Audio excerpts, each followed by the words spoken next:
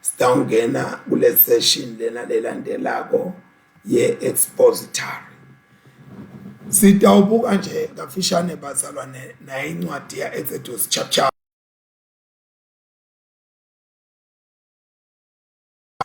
kahle kahle sifundile eMahubo 68 from verse 1 to verse 38 5 or to the end.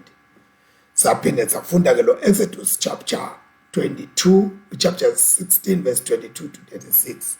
Sase sigcina ngalo chapter 3 verse 15 to 22.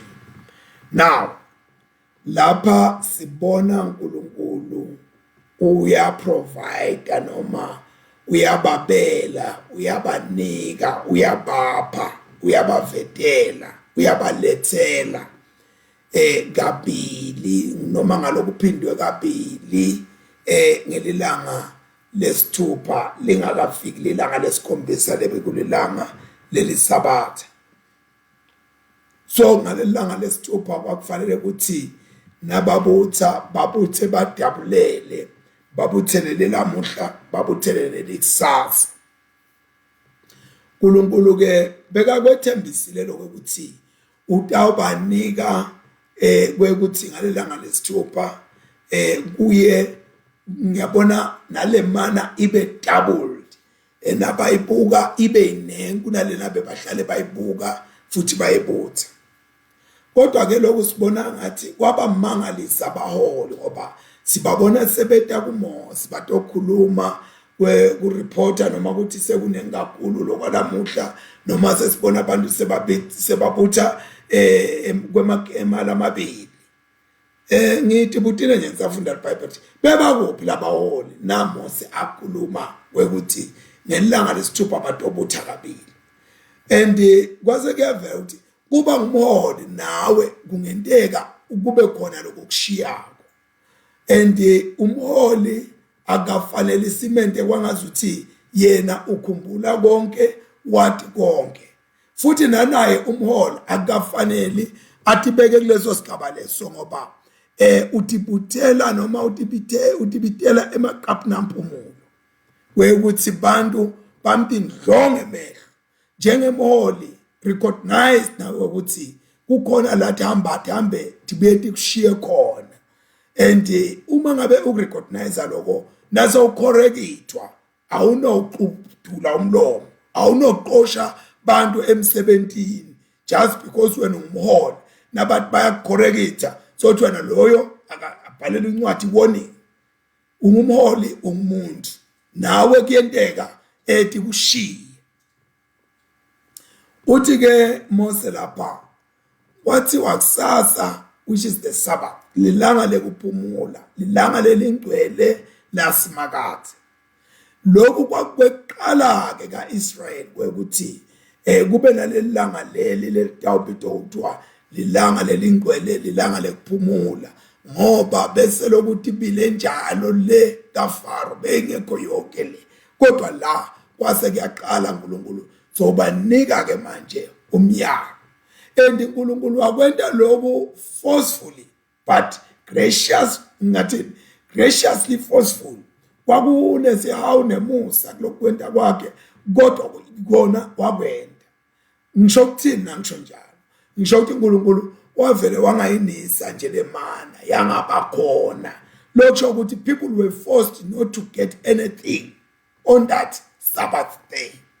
So kunesimo la khona ukhanethi uNkulunkulu tinto utilungise yena umangale uthi hawu angitholi ngani lokho kanti uNkulunkulu uthi asekume namuhla asewulibale ngako namuhla akusiso isikhathi sakho lesi.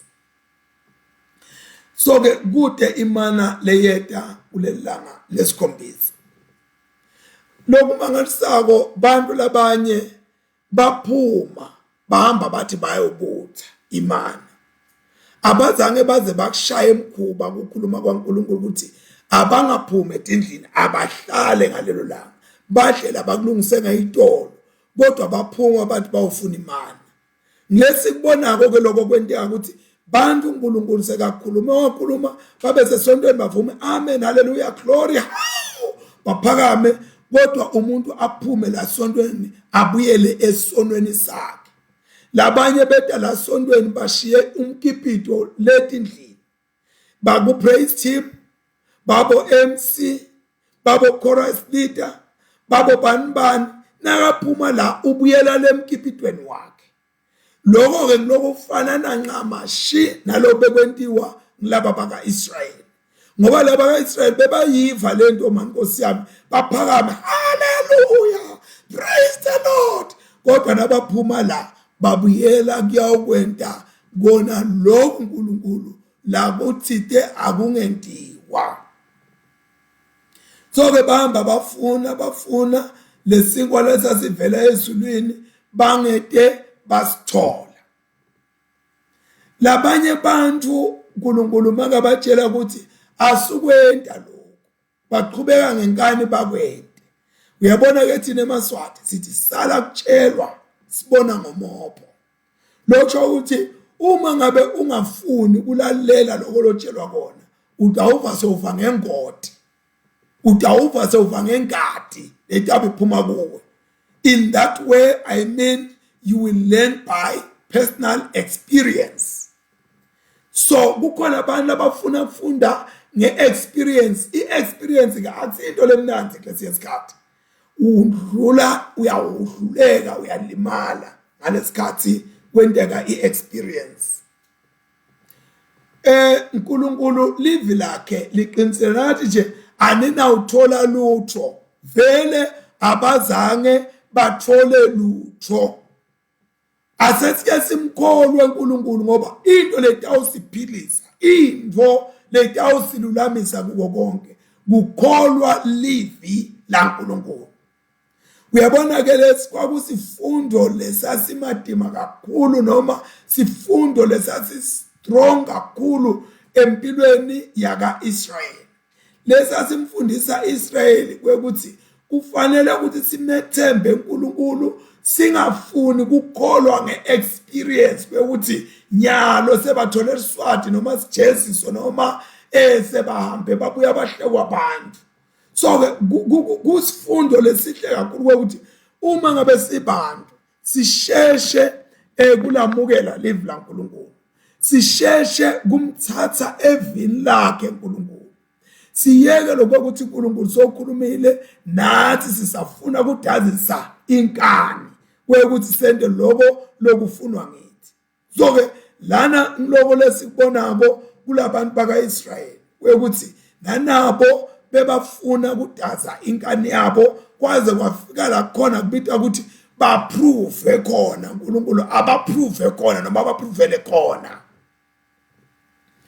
uyabona ke bantu namuhla lesiphila nabo lesikhathi kule era yethu bantu bahamba bayifune impilo bafune nefulfillment kangangoba labanye bagcina bayifuna nala ingekho khona umuntu agcine alahlekelwa lokungiko ngalokungekho ngalowe ukuthi soloku uyaphenya ufuna impilo ufuna injabulo namhlanje labanye kungilesihlanu abana kwathiwa emakhaya bayahamba bathi khipha labanye ngemadoda ebafati labanye bafati bemadoda labanye ba-engagile kodwa bayaphuma bathi khiphe bathi bawufuna impilo labanye ubeve bomake bathi ngisafuna kushaywa ngomoya nje ngengiphume kulamaqeke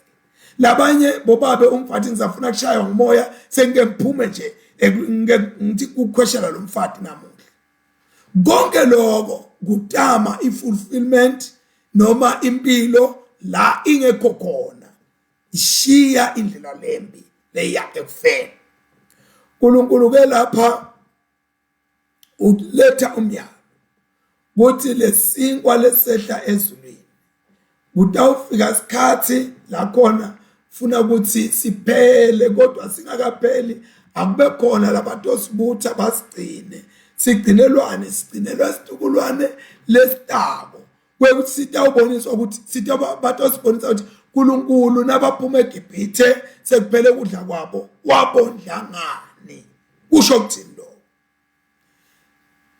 Nyalo ke uNkulunkulu uthi noma lendlu yakaIsrayeli ithi lokhu yimana. Leli gama lelithi imana itolo ngeke ngathinta lisho ukuthi kunembuto lo uthi yini lokhu noma yini lena. Then legama lithi imana libuya ekuthenini kulombuto othi yini lokhu kwaze kuphendulwa kuthiwa imana noma bebatsheliwe ukuthi sinkwa lesivela ezulwini. Lokho ukuthi yini lokhu sithola lapha ku Exodus chapter 16 verse 15 lakho. So when the children of Israel saw it, they said to one another, what is this, or what is it? For they did not know what it was. And Moses said to them, this is the bread which the Lord has given you to eat.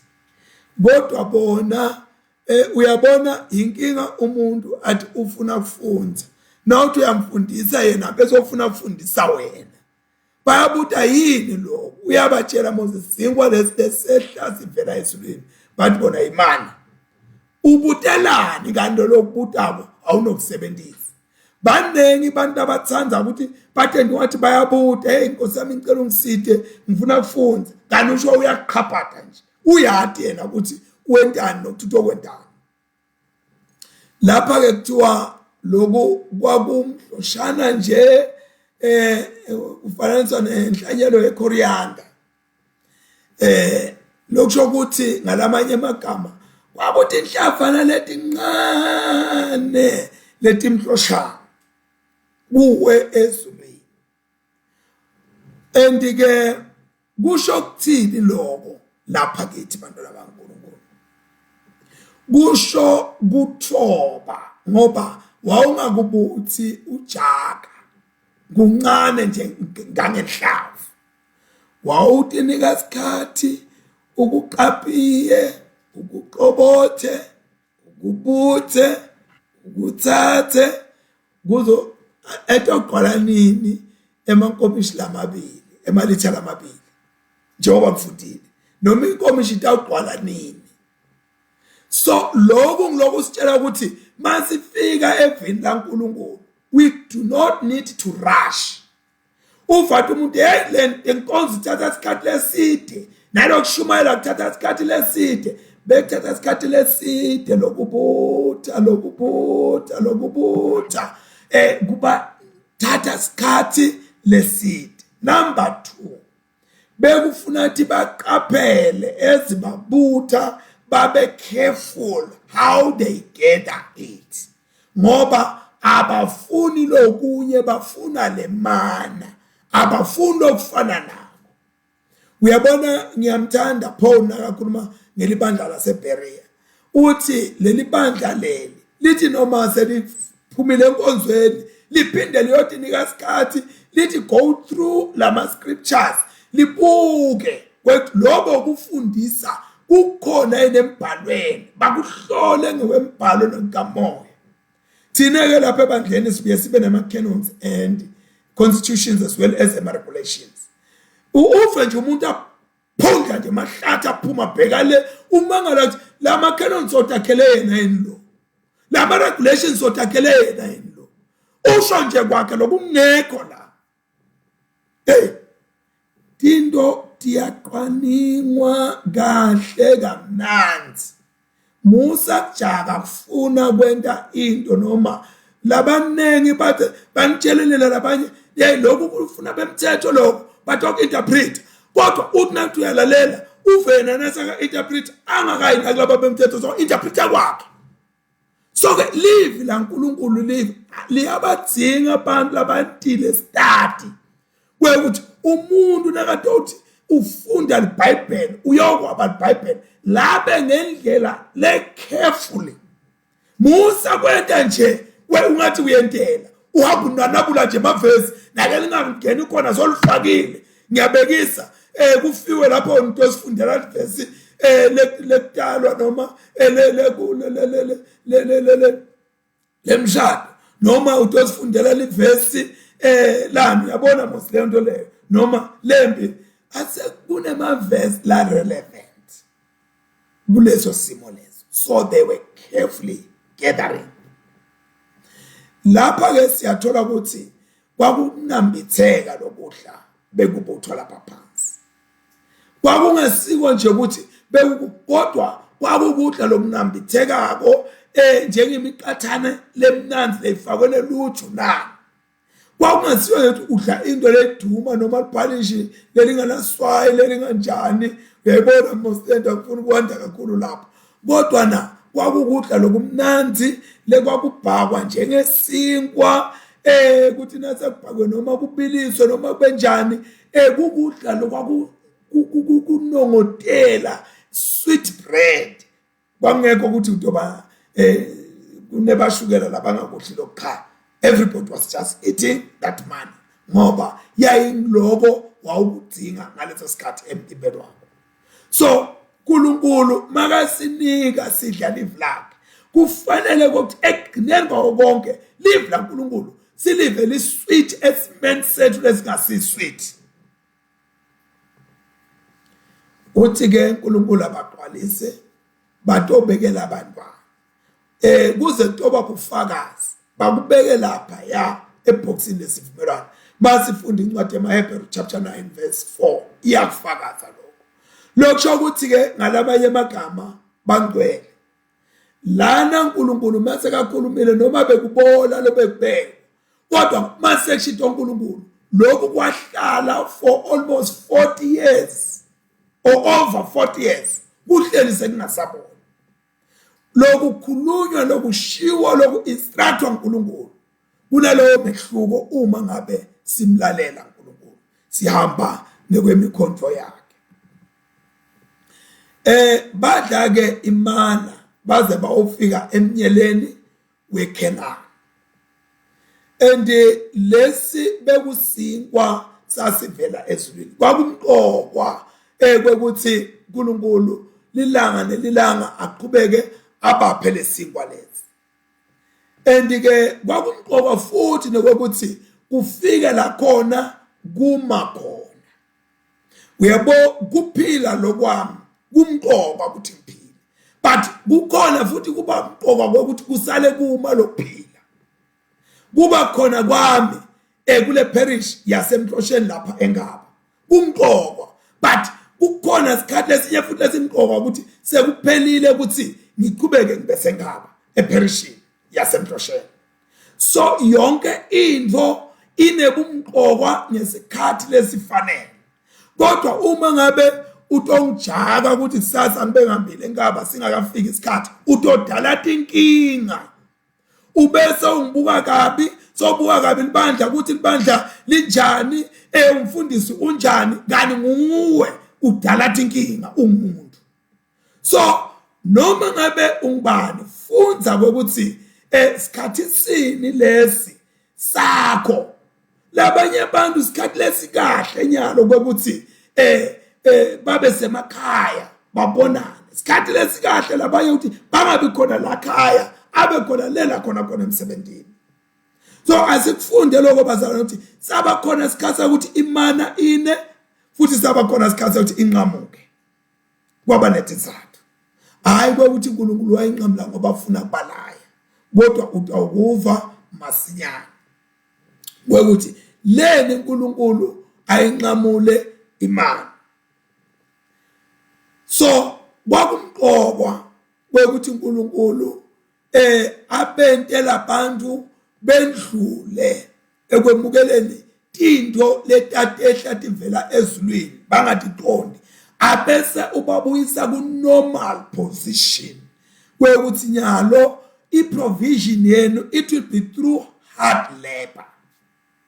Kuba khona isikhathi nyalo wonke umuntu akafome asebenze ngamadini kume kuyoqaphia kuyobutha phansi nyalo bithethe usebenze udepende uNkulunkulu loqhumisa inhlanyelo lonisa imvula lokhulisa sithelo.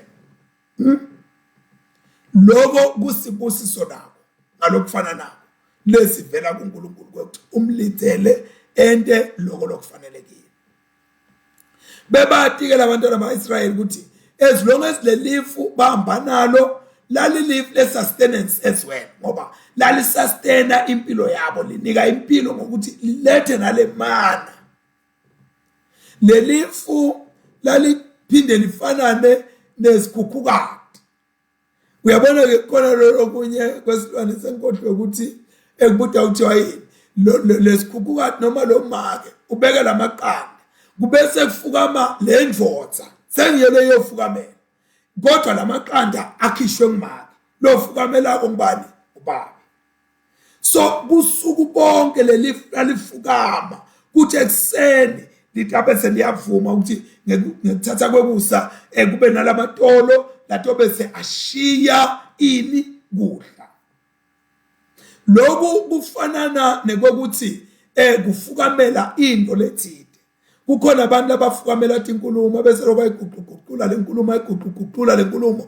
igcine lenkulumo ikulimata wena ngoba yonke into lefukamelako siyefika isikhathi ukuthi iqhobosele so ke ngolo lesibona bona lana sibona le mana leyayehla ezulwini it better sijombe ncama shisa Jesu kwekuthi usinkwa lesehla ezulwini bantu ke bathi nababona lapha evangelini Jesu enta lo mmangaliso base bafuna kumbamba bamende inkosi ukuthi lona akasalaba inkosi sosondile sabang 5000 akasalaba inkosi yethu tabosonda njalo njengesinkwa elesingumangaliso kwabonakalisa ukuthi abaqondi Jesu is more than just the bread and Jesu aketelanga kutoletha ngesinkwa kodwa wetela kuletha impilo ngalokuqhiqhimako on all life aspect I'm sorry now Jesu unlemana njengoba wehla avela ezulwini weta emhlabeni weta kubantu labasemahlane abo ngekwehlukahlukana labanye nje basehlane lokuba senkantolo la okanye ecorrectional labanye basehlane lokuthi ba unemployed labanye basehlane lokuthi emsebentini baqindetelwe bayinyatheleka labanye basehlane ukuthi bayagula labanye basehlane ukuthi bayaliwa labanye basehlane ukuthi bayahlejwa labanye basehlane kwekuthi bayaqoshwa kwa thatha lo muntu wakho wabe na wena so Jesu wehla atoba imana yakho uma sifunda incwadi ya John chapter 6 verse 32 na 33 uthi Jesu ngiqinisile ngithi akusuye Mose lona lowanondla ngesinkwa lesasivela ezulwini kodwa nguBabe lebekanipha sinkwa lesivela ezulwini uthi ke lesinkwa Babe lesinkwa Babe lanipha sona lesivela ezulwini sinika impilo ngubani lesinkwa nguJesu luqobo lwakhe unika impilo kubantu labamhlaba Jesu usinkwa lesehla sivela ezulwini imana baka Israel bebayemukela bebayiputha bemukeliswa kodwa ilapha phansi kufuna ukuthi bahambe lokumukela kwabo kwakufaka phakathi iaction zide kuba ukuthi abahambe bayobutha with a humbleness and careful gathering so Jesu ufuna simemukele with a humble attitude and carefully gather him in all aspects of our lives kweqala kwakufuna ukuthi baka Israel babone isidingo ukuthi balambile bayasidinga sinkwa uma ngabe ungakasiboni isidingo ukuthi uyamdinga Jesu empilweni yakho ngeke usitakale nzawo futhi Jesu angeke akufoselele ukuthi ngifuna ukukusida ngenkani it must be a need from you like hunger you feel I need Jesus number 2 umuntu ngamunye emndenini ngemndeni bekaphuma ayoti buthela yena. Le mana lebefanele yihle bekaphuma ayoti buthela yena. Umntwana ke lokhasako lo munyako longakwati khamba longakwati nalokuthi lento kuyibi sisho ukuthi yena bekafanele ahlale angahli.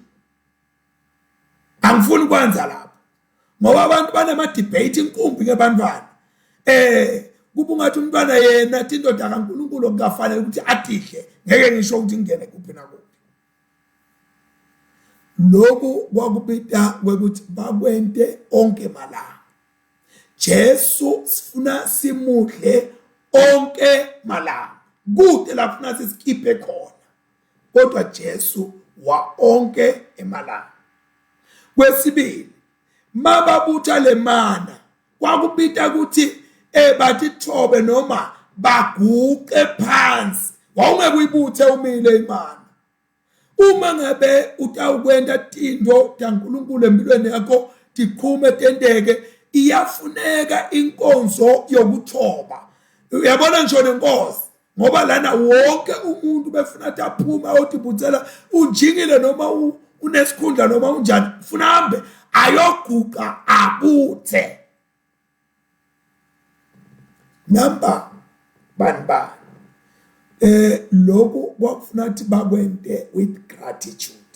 Bakwente ngekubonga. Bakwente bathi asikafanele. Bakwente bajabula bathi Nkosi wawubonani kimi ukuthi bongaze ungentele lo. Wathi ukuthi lokhu akukangifanele.